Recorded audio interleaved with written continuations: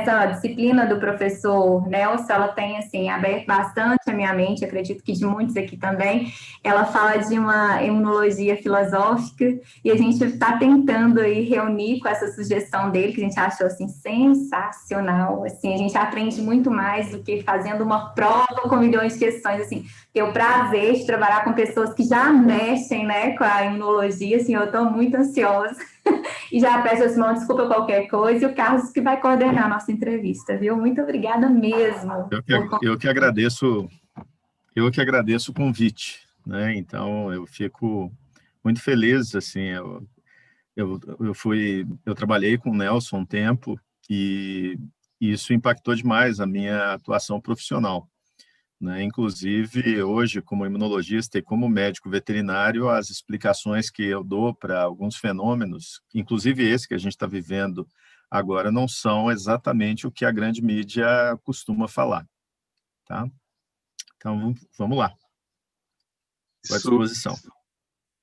Bom dia, professor. Bom dia a todos. Bom dia. Seja muito bem-vindo. Agradeço a ter aceito, né, o nosso convite. Sou o Carlos. Estamos aqui também com a Elaine Bettoni, com o Henrique, o Cristiano Henrique, o Leandro, a Geislane, certo? Somos da disciplina do Entendendo a Imunologia, do professor Nelson Vaz, da UFMG. Nós vamos promover aqui uma entrevista rápida, então, com o senhor, para a nossa disciplina, que está relacionada com imunoblotes, que acredito que seja um pouquinho já da sua área de pesquisa, algo com que o senhor tenha trabalhado ou ainda trabalhe, que possa nos auxiliar na nossa pesquisa de trabalho. Então, nós estamos aqui com o professor doutor Adolfo Firmino da Silva Neto, ele que é graduado em Medicina Veterinária pela UFMG, ele tem mestrado em Bioquímica e Imunologia pela Universidade Federal de Minas também, tem doutorado em Bioquímica e Imunologia também pela UFMG e é professor adjunto da Universidade Federal de Juiz de Fora, é isso mesmo, e atua em pesquisa de imunologia veterinária e tem aí suas interfaces com a sanidade dos rebanhos de produção. É isso mesmo, professor? Está um pouquinho desatualizado no meu cargo. Eu sou associado agora, professor associado. Bom. Tudo bom, excelente. Então, nós temos algumas perguntas que estão relacionadas com a nossa pesquisa. Nós vamos exibir numa das próximas aulas agora, de meados de outubro de 2020, né? E no nosso trabalho com o professor Nelson Vaz, professor doutor, a primeira a gente vai começar com uma pergunta mais simples para quem for leigo no assunto, que for estar acompanhando a nossa pesquisa, para saber, né, o que são imunoblotes e como que o senhor se insere nesse contexto. O que são os imunoblotes? Eles são, na verdade, o imunoblote é uma técnica que tem por objetivo avaliar o perfil de reatividade de um conjunto de imunoglobulinas. Quando que começa a história do imunoblote? Ela começa no final dos anos 80, início dos anos 90, com um trabalho de um grego, que pesquisador do Instituto Pasteur, que é o Stratis Avrameia. Ele pegava diferentes antígenos, colocava em poços de ELISA, né, os diferentes antígenos, então são 96 poços, então você teria ali 96 antígenos diferentes, e colocava o mesmo soro nos 96 poços para comparar a reatividade. Então, dessa observação, resultou que percebia-se que essa tão famosa especificidade do soro, dos anticorpos, não era tão específica assim, que, sob determinadas condições, você conseguia ter a reatividade, né, de um mesmo soro para diferentes antígenos, inclusive antígenos que efetivamente não havia nenhuma relação aparente, né? A partir dos anos 90, teve um certo número de alunos de pós-graduação oriundos do Brasil, no Instituto Pasteur, e dentre eles tinha um professor da UFRJ que, diferente da maioria, né, dos imunologistas, que geralmente têm sua formação em biologia, medicina, veterinária, esse pesquisador ele tinha formação em matemática, então ele era inicialmente um matemático. Lá ele encontra um exímio programador, né, que era o Matthias Hauri, e eles desenvolvem uma técnica baseada nessa ELISA de multiantígenos do Stratis avrameia, só que agora com um blot. Então, eles conseguem padronizar essa técnica para testar o mesmo soro, não mais em postos diferentes, mas em linhas de reatividade diferentes, que foram separadas por eletroforese, né? Para quem não sabe, a eletroforese é um método de separação de macromoléculas baseada em um campo elétrico. Então, eles colocaram todos os componentes ali de um extrato, por exemplo, de bactéria, e separaram, colocaram todas as proteínas com carga negativa e separaram num campo elétrico.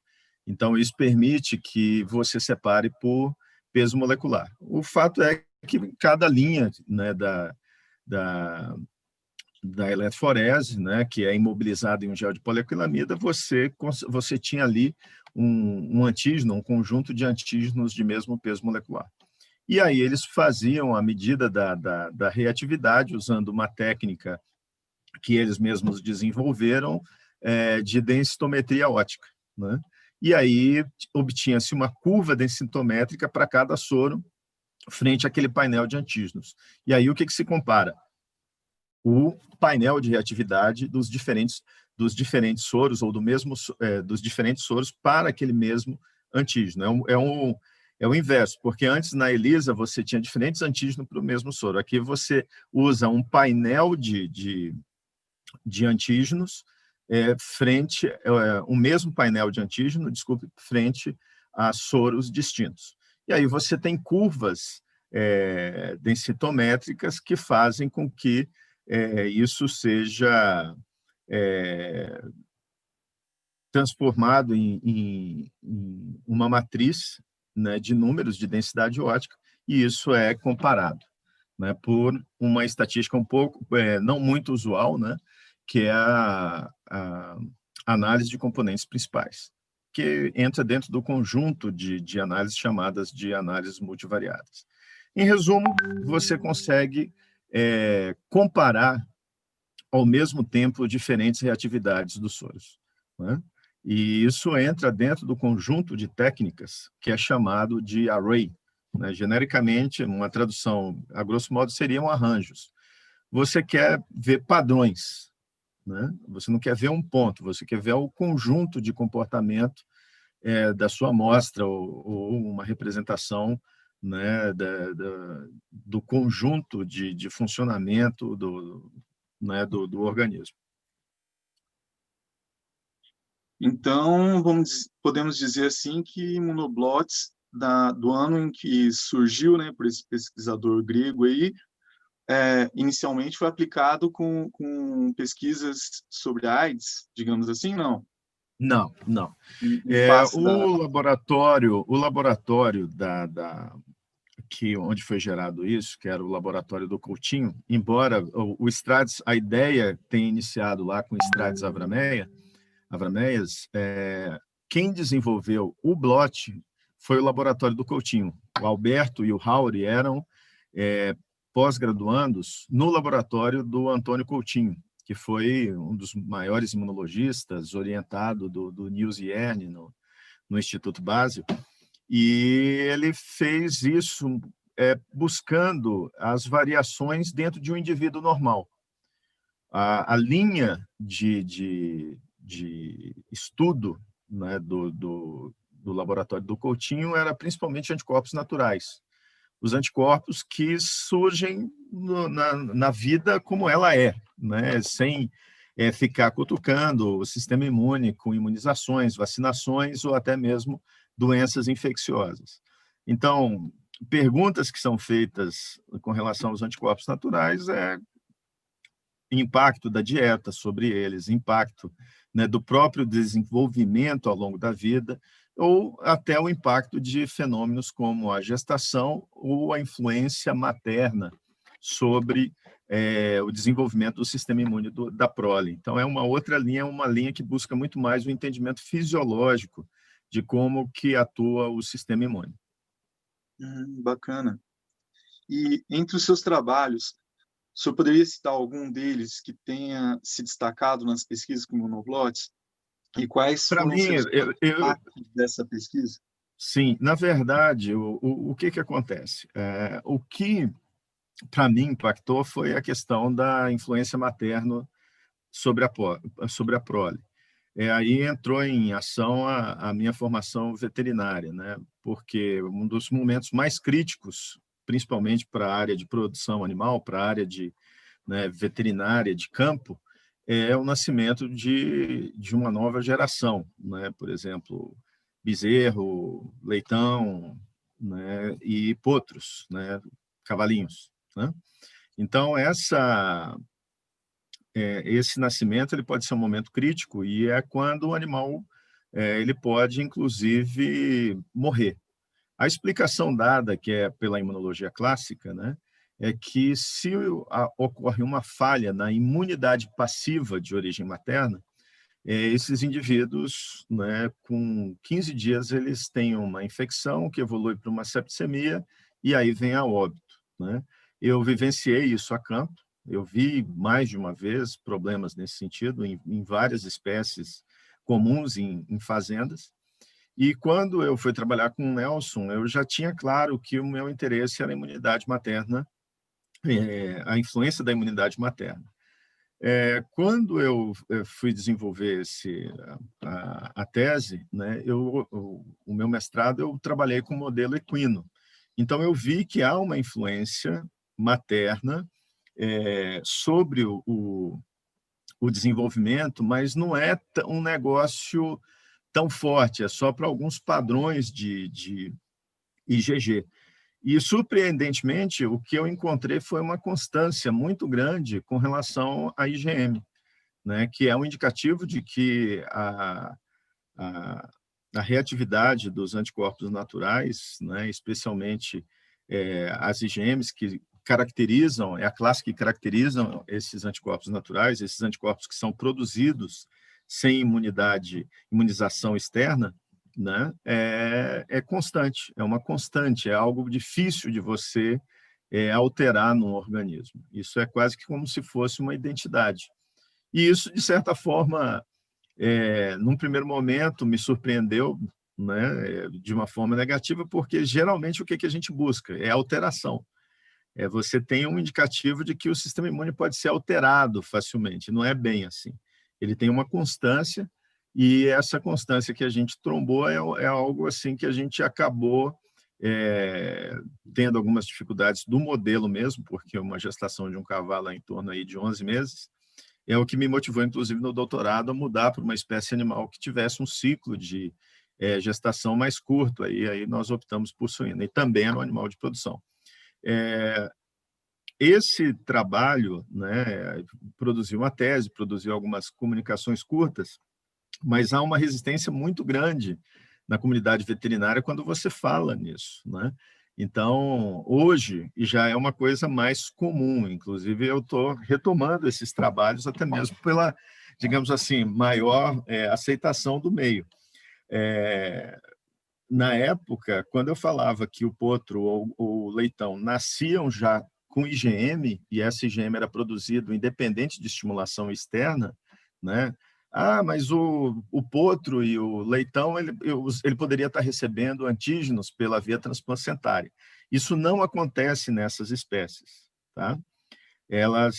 Essas espécies, já é sabido no meio veterinário que durante uma gestação normal não há passagem de macromoléculas, como imunoglobulinas, pela via transplacentária. Não tem um receptor para FC que faz essa translocação da circulação materna para a circulação fetal, como tem em primatas, inclusive no homem, né, e em roedores.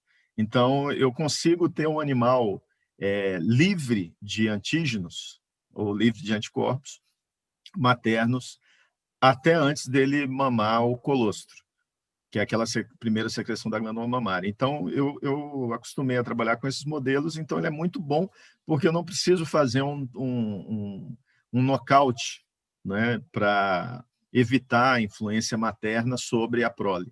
Então, eu consigo marcar a influência materna só depois que eles ingerem o colostro. Então, a importância está aí.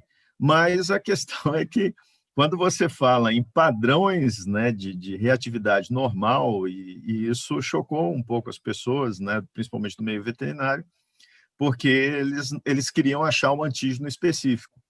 E eu digo para vocês o seguinte: qualquer soro, com qualquer painel de antígeno, vai ter uma certa reatividade sob as condições que você estipular. Entendeu? É mais ou menos assim que os testes sorológicos também funcionam, né? Então, assim, aí você começa a discutir, você é obrigado a discutir alguns aspectos complicados que estão muito arraigados dentro da imunologia, como, por exemplo, o conceito de especificidade. Entendi, professor. Qual a aplicação de imunoblotes na medicina e qual o potencial dos mesmos em pesquisas imunológicas como endozoonoses, como o SARS-CoV-2, e se existem pesquisas nesta linha? O potencial de observação de qualquer método de análise multivariada, ele é extremamente potencializado quando você compara com um teste simples. Então, ao invés de você pegar e testar para verificar os antígenos, se o organismo entrou em contato com o antígeno da proteína da espícula do vírus, tá? Você vai responder, teve provavelmente ou não a infecção. É isso que você vai responder. Quando você abre o painel, né, e você procura o conjunto de reatividade de soros, não só para SARS-CoV, mas para qualquer outra doença, você começa a encontrar correlações nunca antes imaginadas. Como, por exemplo, você pode distinguir, inclusive, subgrupos dentro, né, dos infectados. Você pode identificar padrões de comportamento do soro que estão correlacionados com os susceptíveis, ou que estão correlacionados com os resistentes, ou que estão correlacionados com os assintomáticos.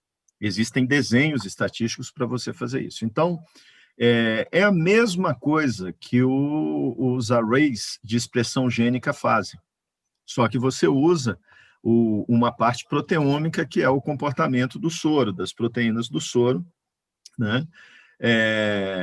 No caso, os anticorpos, frente a um painel de antígenos. Pode ser que você possa usar até o painel de antígenos do vírus, mas isso não é obrigatório. Você pode usar um painel de antígenos qualquer. Isso é um referencial. Você utiliza simplesmente como referencial. Se você entender que a especificidade, né, dos testes, ela é muito mais um artefato introduzido, né, do que propriamente uma propriedade das moléculas que estão ali no soro, né, faz todo sentido você testar com os mais variados painéis. Então, por exemplo, a gente conseguia fazer, teve um trabalho, né, que eu participei, que com soro de pacientes com malária, né? Então, a gente conseguia distinguir, né, dentro dessa população de soro, o comportamento daqueles que eram co-infectados com hepatite B. Então, você tinha malária e tinha, ao mesmo tempo, hepatite B. A reatividade do soro para malária era uma, a que tinha malária e hepatite B era outra, e a que tinha só hepatite B era outra. E o que se usava como antígeno para fazer essa distinção, né, frente a esse painel? Extrato de Escherichia coli era o que, né, era o que melhor dava diferença. Ah, mas ele não teve contato com Escherichia coli? Não, provavelmente teve, mas a questão não é essa. A questão é que você tem que ter um painel de proteína ali na corrida eletroforética que dê, né, a separação entre os soros. É essa a questão. Tá? E isso tem que ser observado usando, novamente, técnica de análise multivariada. Bom, então, isso que eu estou colocando abre, obviamente, pesquisa para isso.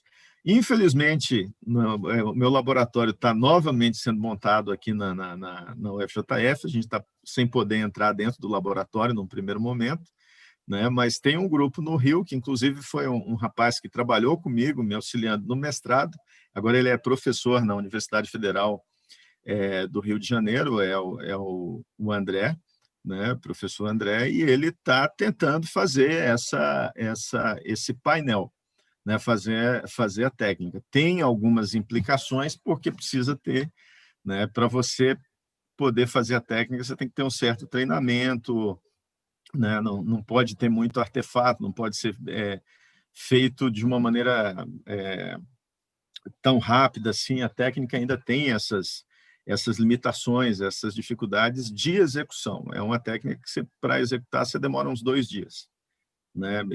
Com períodos de incubação e com transferência, a utilização de anticorpos secundários e a obtenção da imagem, e ainda depois tendo que fazer a interpretação dos resultados por análise multivariada.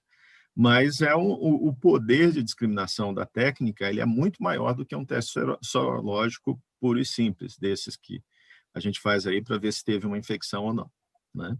E no caso particular da COVID não é difícil, porque é o teste, né, também esse teste que está sendo aí feito, o teste rápido sorológico, né, ele tem uma sensibilidade muito fraca, né? Então,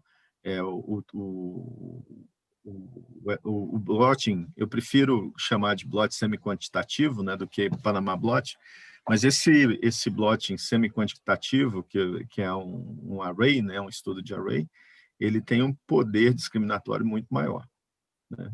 Ele consegue discriminar situações fisiológicas, então, colocando, né, essa parte de análise, principalmente de IgG, eu acredito que ele possa achar situações anômalas. Não acredito que ele pudesse discriminar, por exemplo, IgM, porque IgM é muito difícil você variar dentro das espécies. É indicativo dentro de uma determinada espécie, algo mais ou menos constante. Talvez, né, a gente não observou isso, mas teria que estudar em alguma situação que o sistema imune tivesse altamente comprometido, né? Talvez a IgM tivesse mudando só no indivíduo terminal, por exemplo, num caso grave de IgM.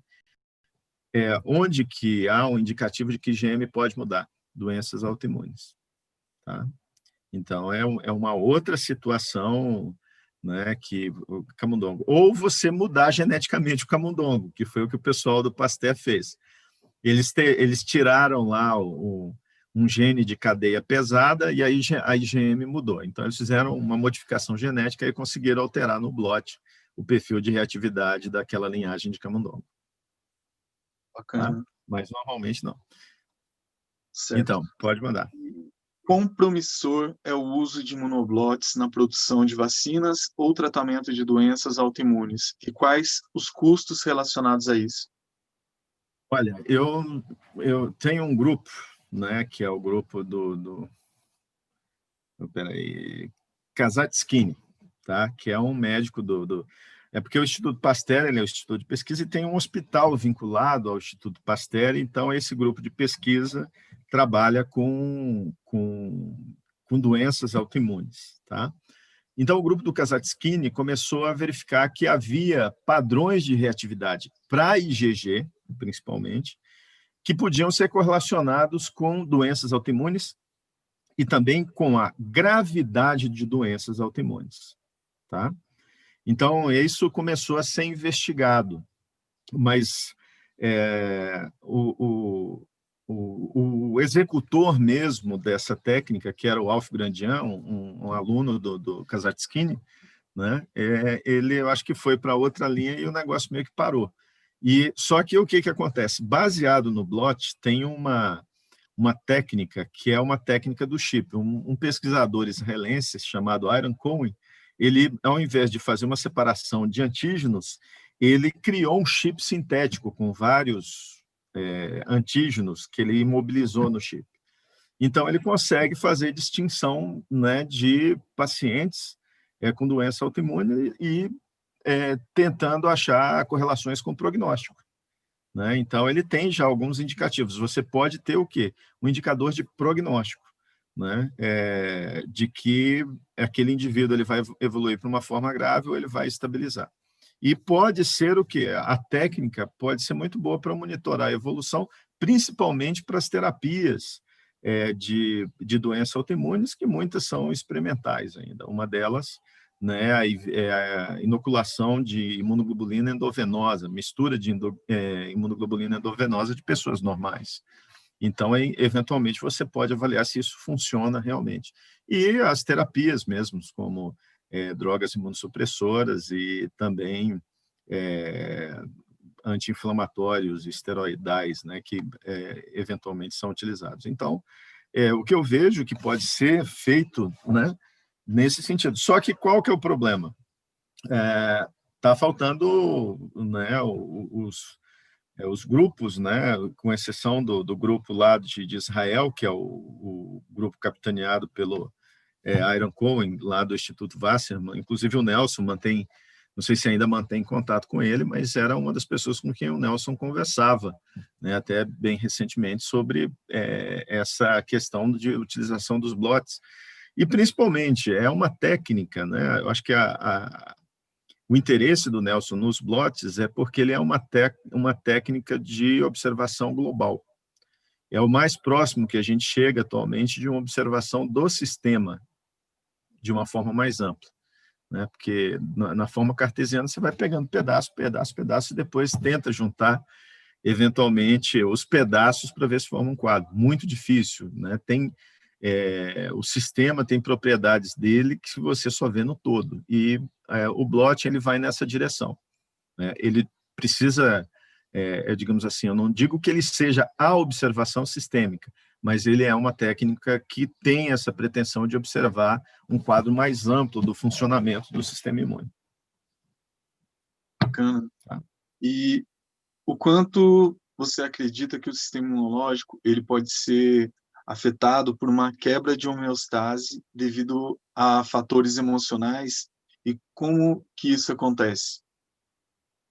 Caso Olha, você acredite. eu acho que fatores emocionais é um campo meio, assim, para mim, eu não me sinto capacitado para falar sobre isso, né?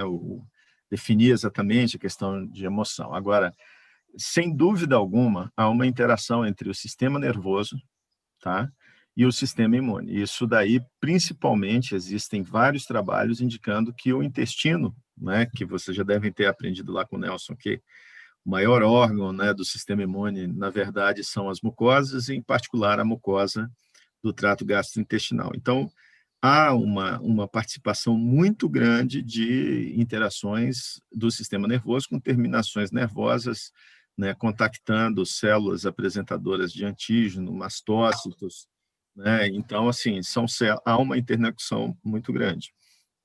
Acho que, eu não digo emoções, mas a forma de viver como um todo, né, ela afeta, indubitavelmente. Eu não sou médico de humanos, então, na minha experiência como veterinário, é algo inexplicável. Você pega um pássaro, né, livre, ele tem uma diversidade de parasitas presentes, convivendo com ele sem nenhum problema. Você coloca ele em cativeiro, em uma semana ele morre. Colapsa, né? O sistema imune não é o sistema, é o organismo que colapsa e tem um papel no sistema imune, né? A gente está trabalhando, né? Isso é a linha de pesquisa que está sendo mais promissora agora dentro do meu laboratório. A gente está monitorando o sistema imune desses animais silvestres que vão para os centros de triagem da vida selvagem. Então, muda o parâmetro. De repente, né, o número de células da imunidade dele cai, né, diminui linfócito, diminui macrófago, e dali a pouco aumenta neutrófilo, aumenta eosinófilo, aumenta basófilo, e o indivíduo colapsa, tá? Então, a gente está indo nessa linha, mas para você fazer eu não diria emoção no primeiro momento, mas há uma clara interação do sistema nervoso, né, com o sistema imune.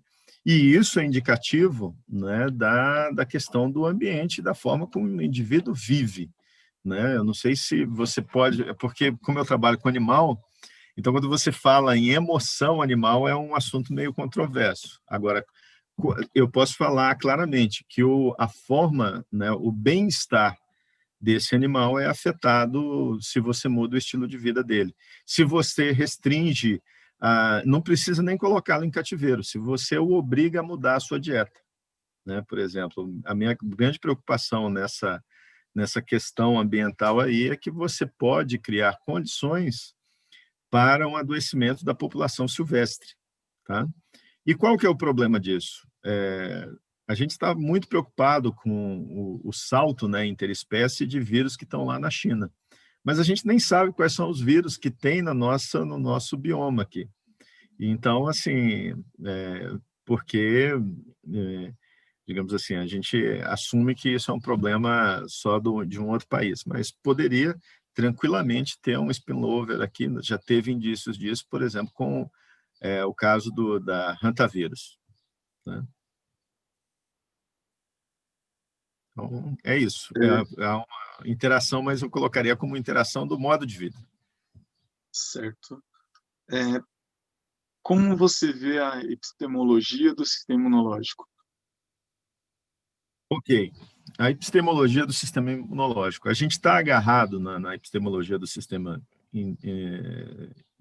imunológico, na utilização de conceitos que são metáforas. O Nelson já deve ter falado isso para vocês, metáfora, né? As metáforas do sistema imune.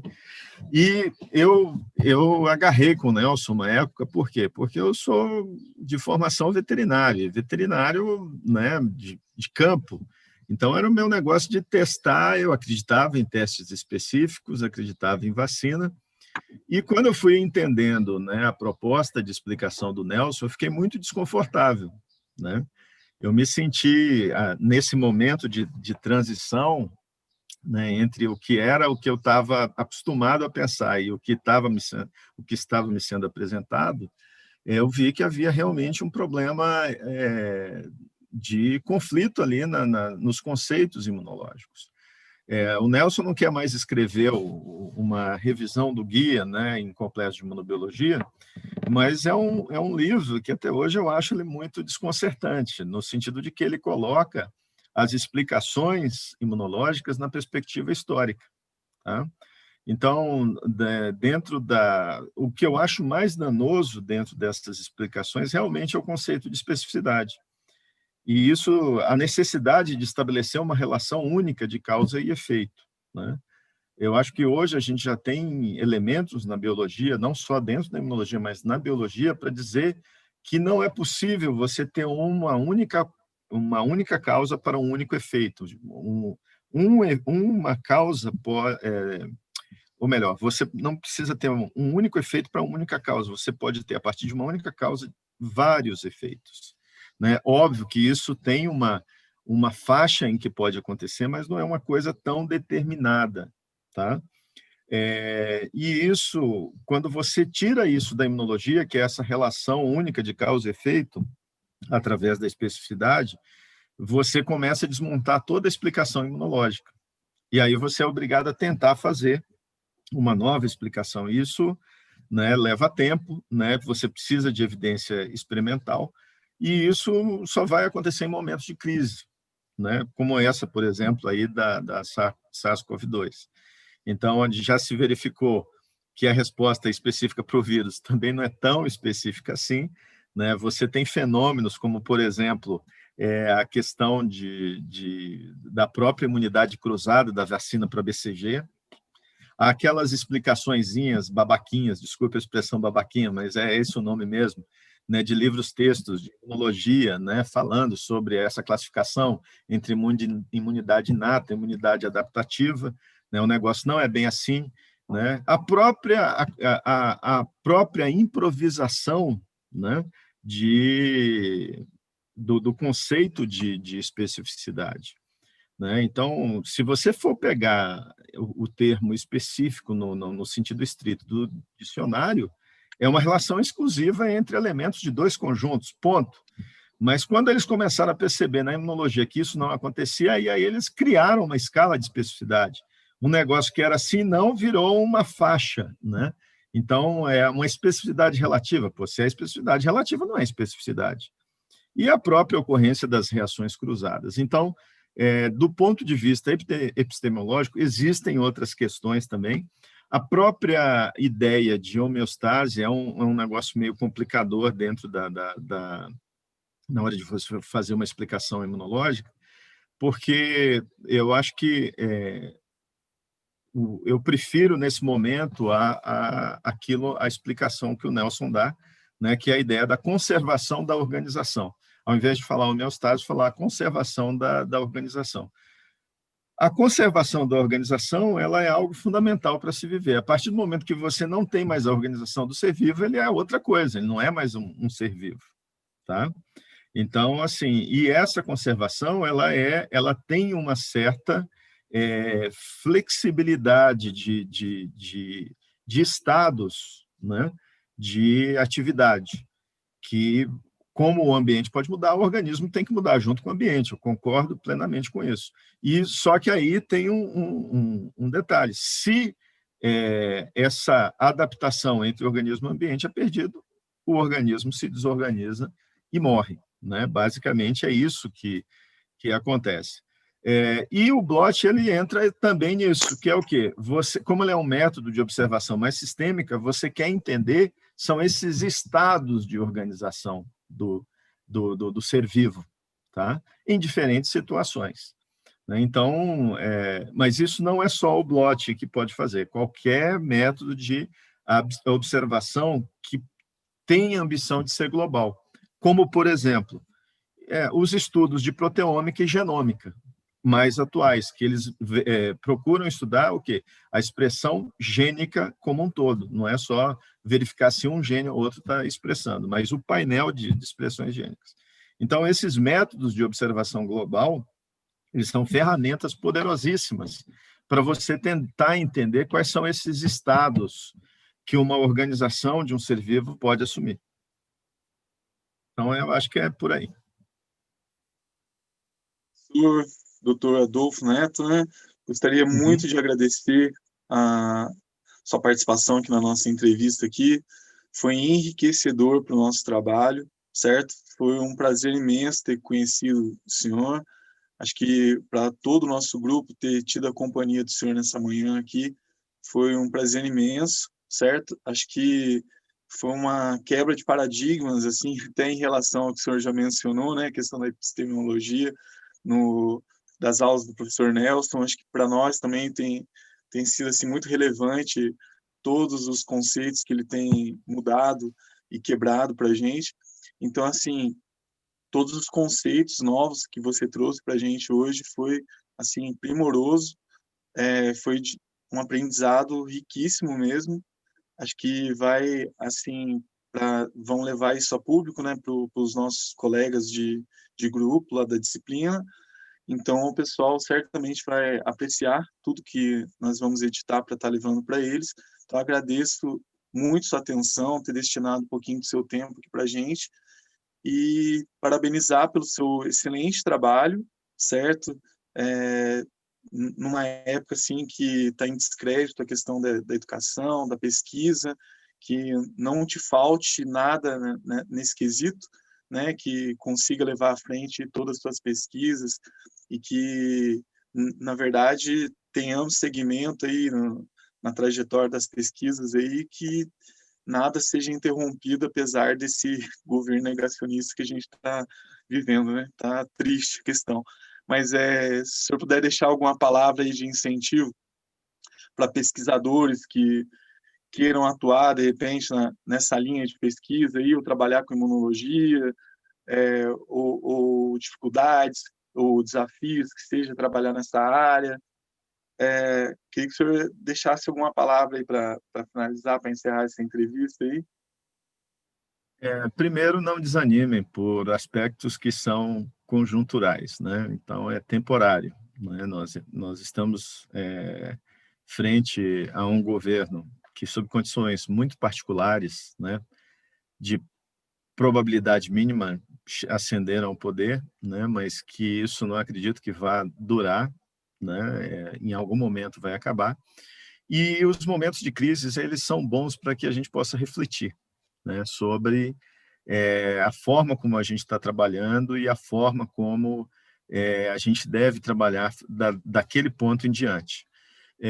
Em alguns aspectos, o que eu deixo de mensagem para vocês, professores, né, que estão aí na luta, estão se qualificando, né, dentro de toda essa dificuldade e tentativa de desvalorizar, né, o ensino e a educação, eu diria o seguinte: olha, nós chegamos a essa crise e a esses estados porque nós ainda não somos um país que educa a maior parte da população, e essa falta de educação se voltou, né, contra a própria população, e o que permitiu a ascensão, né, desse movimento catapultado não só pela nossa ignorância, mas também por uma conjuntura internacional de algoritmos, de aderência, de rede social, e eu não vou explanar muito para isso. Mas olhem só, né, é o grande momento que a gente tem para fazer uma grande reflexão, aproveitar que o mundo desacelerou, então aproveitem para pensar melhor o mundo, né? E eu acho que os professores e as pessoas que trabalham com pesquisa têm obrigação de fazer isso, né? E, né, é fundamental nesse momento que mais pessoas, né, sejam esclarecidas, sejam educadas, né? É um processo longo, é um processo árduo, mas os frutos são a longo prazo. A gente tem que ter uma certa fé, uma certa, né, perseverança com relação a isso, né? E é temporário, porque a pesquisa, você pode negar a importância dela, né, como da própria educação, mas não há para onde fugir, né? Você sempre vai precisar ter o conhecimento como um componente essencial para uma vida melhor em sociedade. Então, persistam, né? Que em algum momento, talvez até depois da vida de vocês, haverá o reconhecimento. Uma luz no fim do túnel, né? Sim. Com certeza. Muito obrigado, viu, professor? Tenha um bom dia. Até logo, até uma próxima oportunidade. Até uma E próxima. agora o senhor Um tem grande abraço para e-mail, né? vocês e, né, Fortalecer o parabenizo contato pelo aí trabalho. sempre que possível. Agradeço, viu? Até logo.